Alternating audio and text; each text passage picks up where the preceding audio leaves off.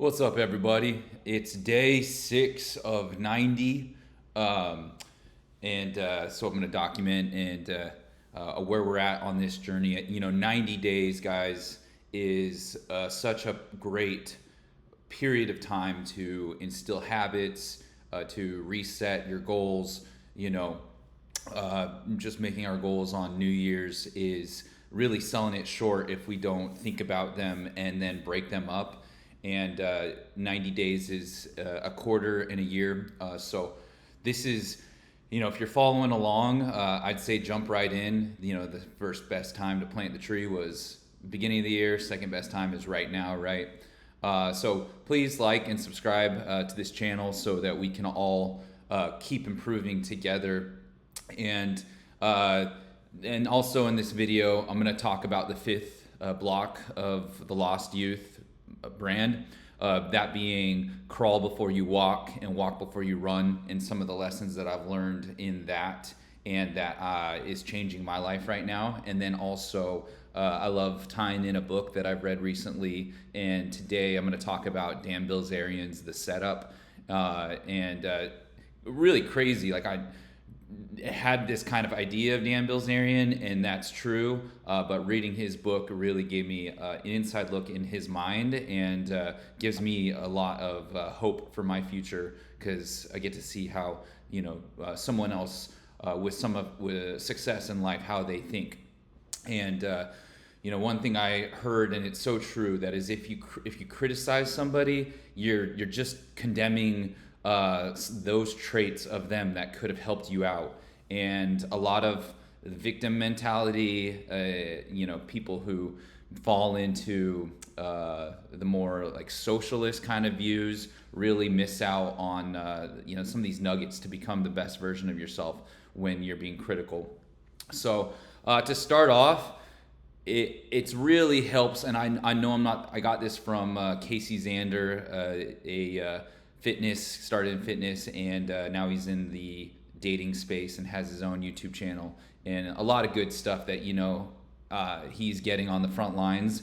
But you've got to apply it for yourself, and we're all different people. But you can take these nuggets from Dan Bilzerian, from Casey Zander. You can take even if you don't like somebody like Donald Trump, and you can still see what is it that makes these people tick, that gets them to where they are. And one thing I got from Casey Zander was to keep a running journal every day. And I've heard this also from other people, have a notebook and write down your thoughts. That Apple Notes section in your phone is great. Can use that too, but I think having a journal or just a spiral notebook like this is so great. And what I've been doing is, when I start another quarter, a 90-day quarter, right now we're in Q3, we're on day 6 right now. And so I'll write the day, knowing that it's out of 90, and then I'll put the date, then I'll put my weight below it, and then I'll fill the days up with notes. So that's what always gives me content ideas, gives me business ideas. It's just a great way to track things. And when you track your where you're at, especially with fitness, it's such a pivotal thing to do. Weigh yourself every day, and then you see based upon what I'm eating and the choices I'm making, this is where I'm at. And people get it all wrong. Guys will go to gym rather than go to therapy. And that's just hate and cope, because really we do this for ourselves. And that kind of momentum that you get, it's a winner's a winner effect. The winner effect of I'm accomplishing something, I'm getting closer to my goal, I'm getting stronger. I mean, the body is one of the 3 pillars of what makes us us. And how you do one thing is how you do everything. And so fitness is something I struggle with, guys. I'm a fat kid at heart, and I'm being careful about my language, but it's also it's the truth, that I can kind of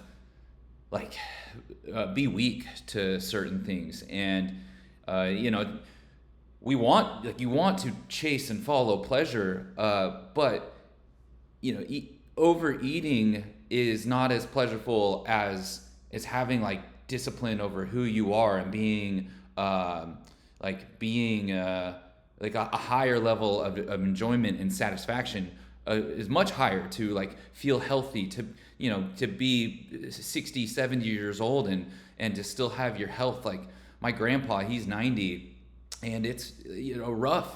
And one of his biggest regrets is when he had a stroke when he was younger, that he didn't hit the gym harder, you know, back in his 60s. So if you don't have your health, like what do you have? And so it has to be something that like we monitor.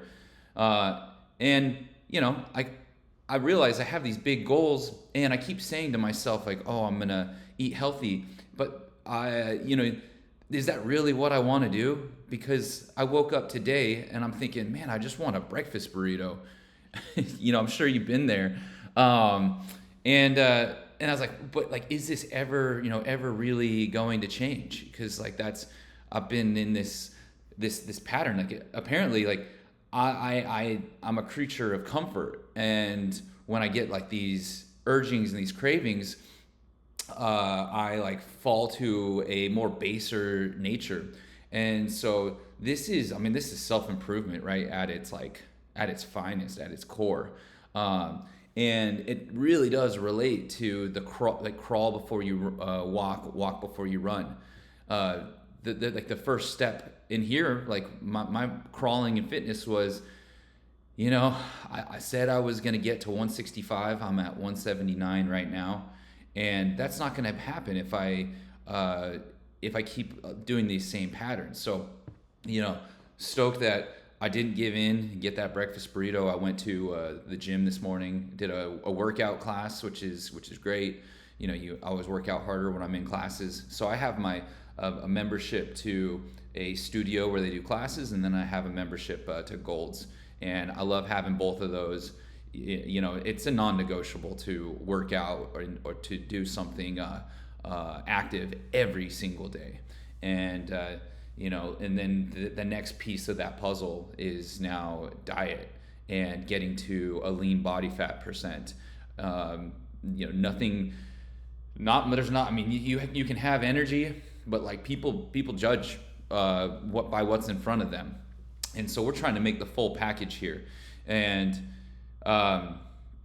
yeah, so that's getting fit. And you know, it might even be even more important than ever today, like where women, they see, you know, the Instagram boyfriends out there, and hate it all you want, but it is what it is. Like they want someone sexy, and it is such a lie, right? Like it's almost like you can't it's like a test to see if you really understand what the opposite sex is attracted to.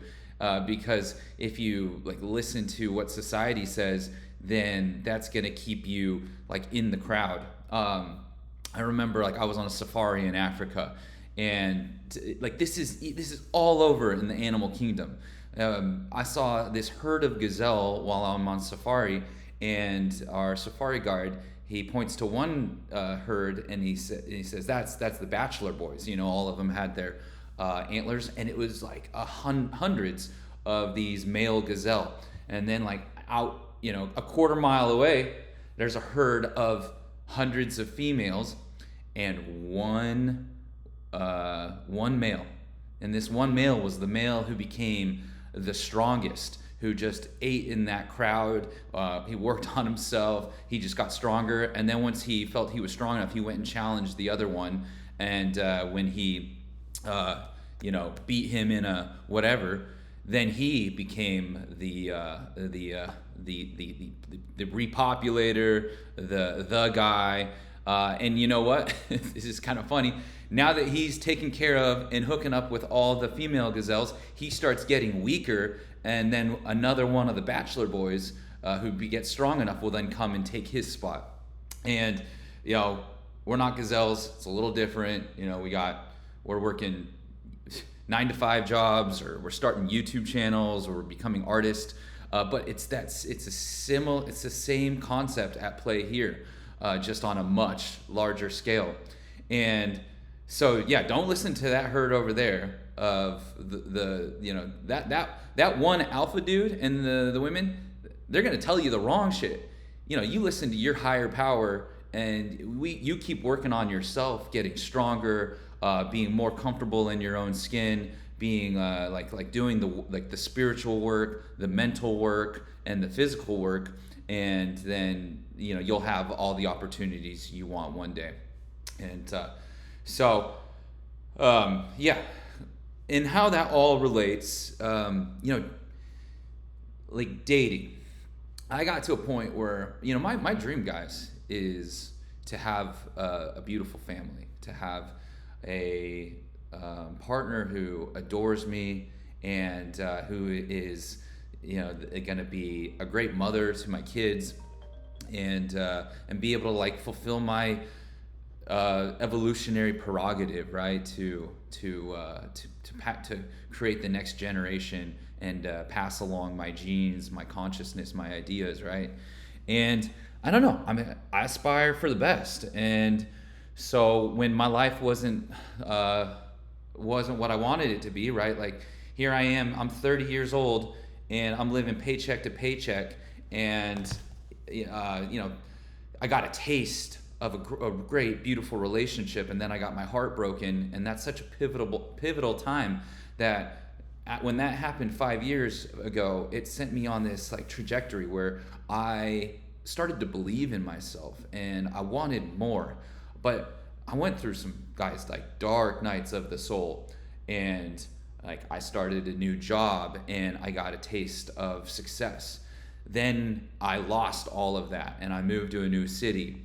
And that's really tough once you have a taste of those things, and then it gets pulled away, and then you're like, I want to get back up there, right?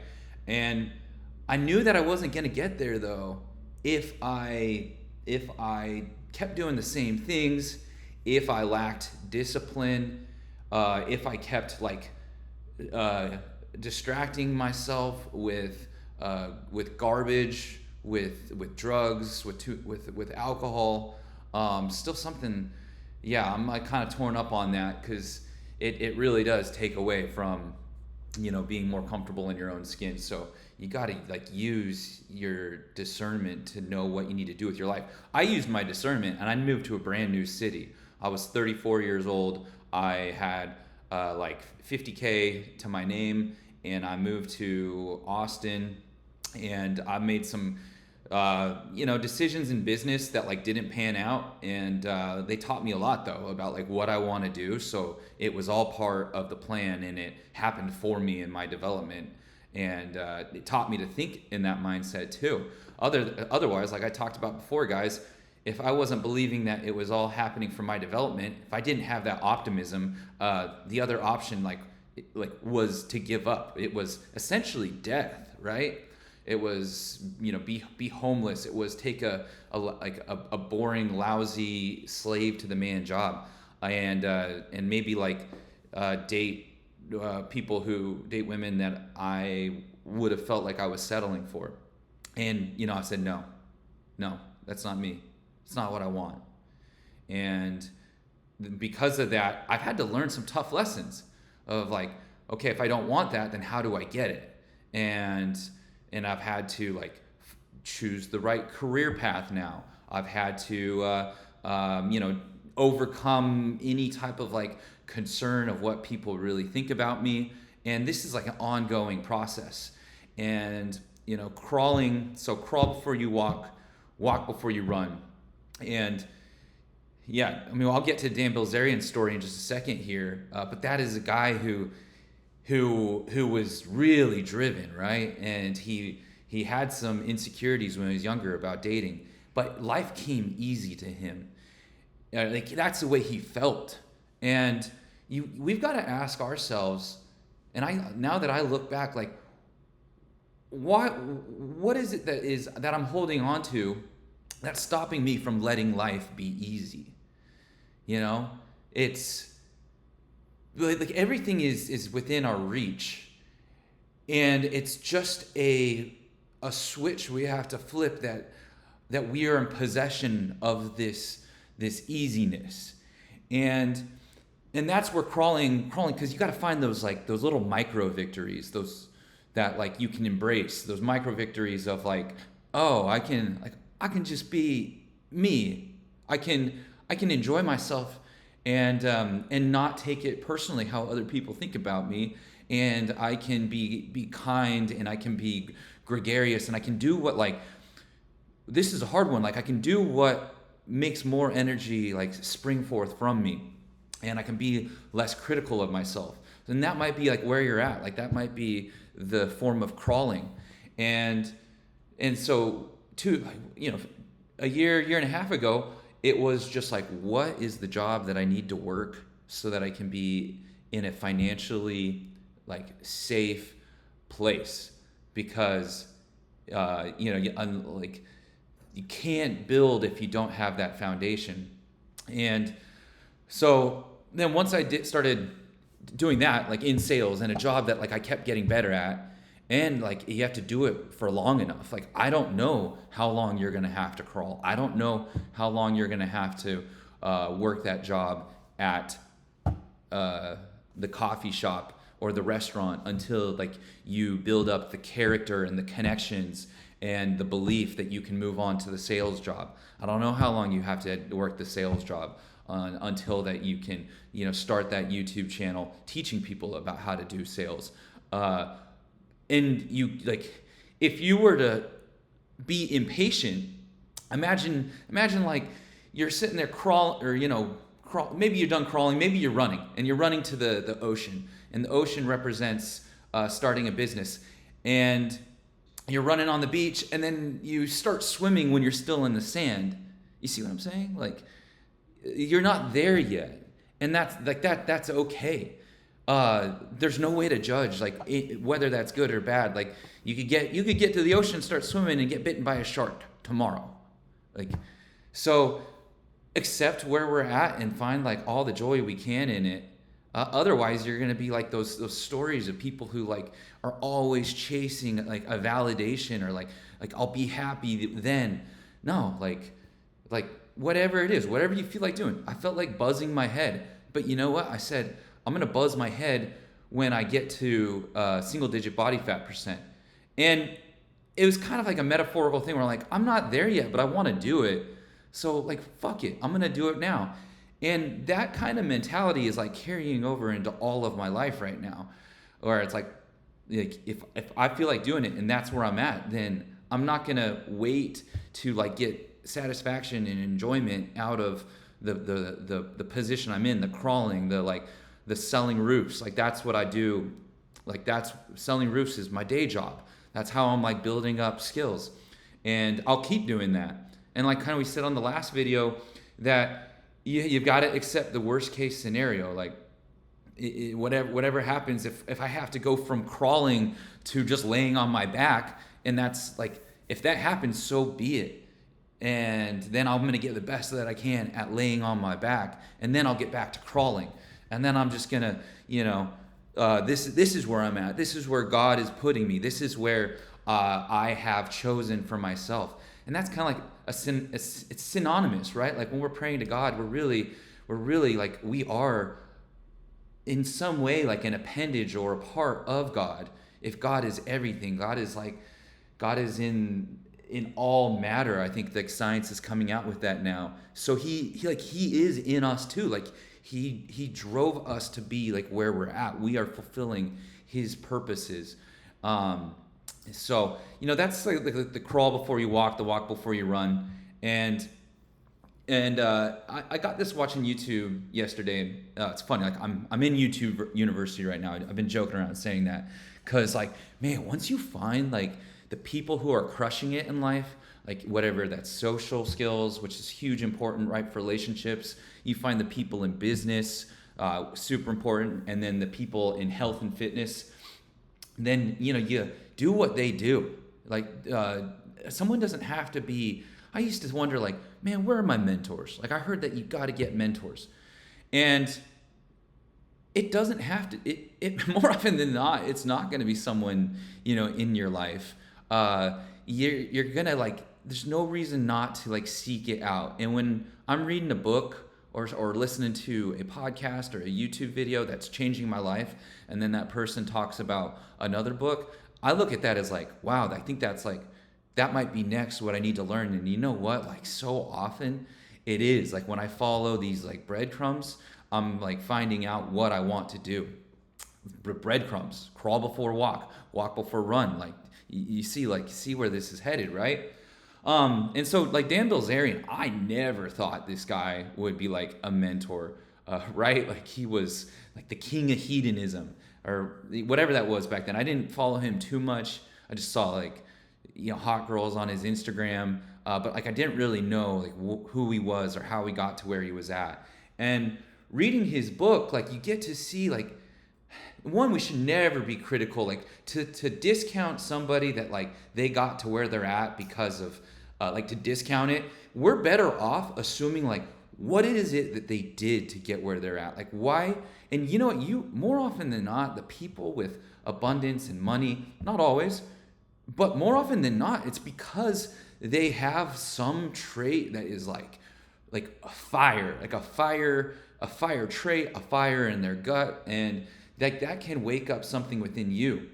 And Dan Bilzerian, he had his own mentors. In his book, he talks about like the people he was around when he was younger that then like instilled a fire and a drive for what he wanted in life.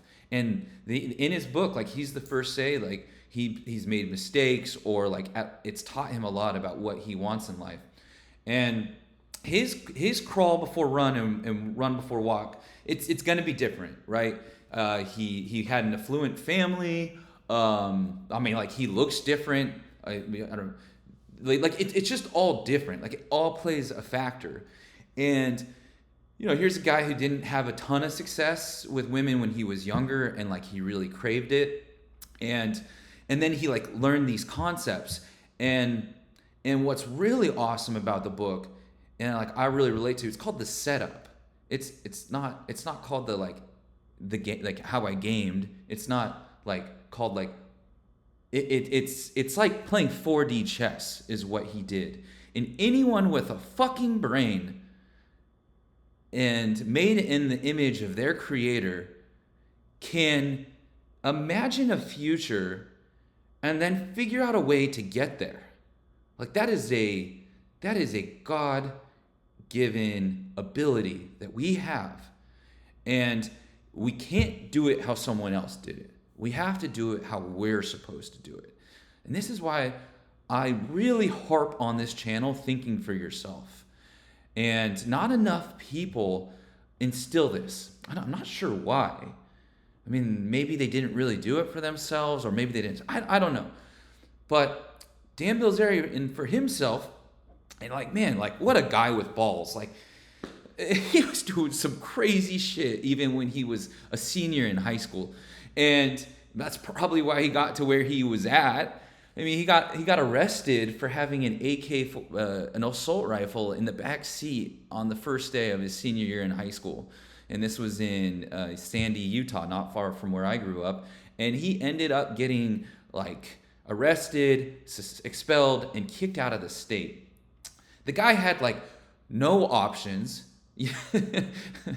and since he was a young age, they were like, man, this guy is gonna end up like the president or end up dead, or I can't remember the exact line in the book. That's like what his school counselor said when he was getting expelled in like the 8th grade.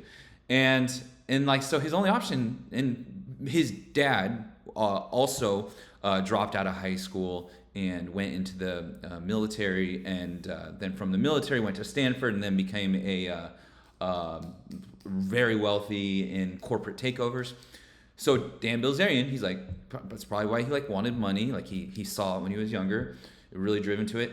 And with like his back against the wall, he went and joined the Navy and like tried to become a Navy SEAL. And for like 4 years, the guy is like fighting to become a Navy SEAL.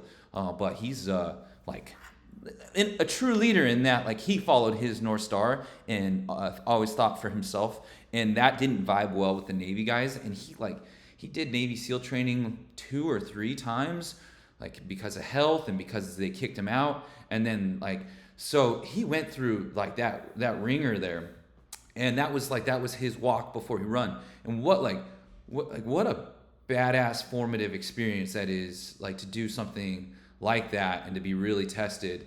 And then then you'll have to read his book, his story of like going to college and what that experience was like, going to college when he was 22, getting into poker.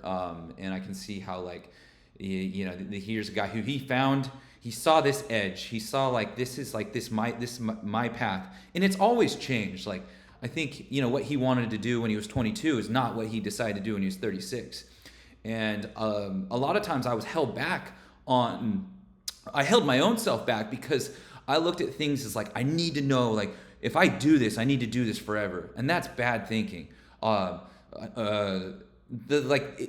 is so dynamic. Like, 1 minute you're playing poker, the next minute you're leveraging your resources to create a rock star image like Dan Bilzerian did. So he found that edge. Like, you can't hate the player. Like, once you find out the rules of the game and you play it better than everybody else, maybe go and learn what the rules are, and see what other people did, so that you can use your own, like, higher self, your intuition, your imagination to, like, visualize the future and then take the steps to getting there. And so that's what I'm coming out with here soon, is a program to help people to do that. Because when you're in a place where you've just been taking L's and rejections, like, you think differently. And, like, the difference between me and Dan Bilzerian is just the W's that he was taking, and like the chip on his shoulder and the fire in his gut, and then the W's he took, like, that was just a positive feedback loop. And you could be a 5'2" retard, or, whatever, like the NBA player. Like, as long as you get those W's and that you create that, like, internal fortitude, that internal strength, like, you're gonna get to where you want to go. And so we're gonna breed that positive feedback loop on this channel, so that then I hope I think I can speak to a different audience, and why, like, God is giving me this message to share, because I'm not like your typical shredded 27-year-old. No, like, I was fucking lost and, like, invisible to the world.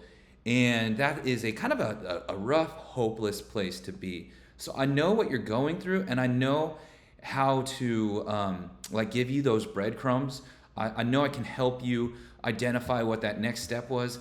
For the longest time, I was like, what am I supposed to do with my life? Like, they say there's so many options, but, like, it doesn't feel like there's anything there. I hear about these guys.